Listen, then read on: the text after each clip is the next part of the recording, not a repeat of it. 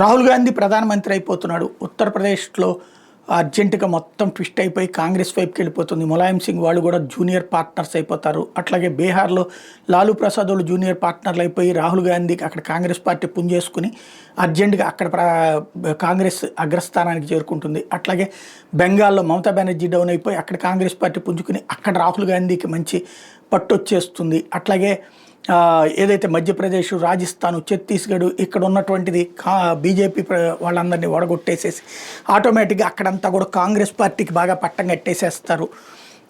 ఇది ఓవరాల్గా ప్రస్తుతం కాంగ్రెస్ పార్టీ వాళ్ళు ఊహించుకుంటోంది. ఇప్పుడున్నటువంటి ఈ ఓట్లకు సంబంధించి చెప్పేశారు కాబట్టి రాహుల్ గాంధీ ప్రధానమంత్రి అయిపోతున్నాడు అంటే ఒక క్యాంపెయినింగ్ స్టార్ట్ చేసేసారనమాట. ప్రధానమంత్రిగా ఎర్రకోట మీద జెండా ఎగరేస్తున్నటువంటి మావాడు ఇదిగో అన్నటువంటి కోణంలో ఓ రకంగా చెప్పాలంటే మాస్ పబ్లిసిటీలో చాలా స్ట్రాటజిక్గా వెళ్తున్నారు.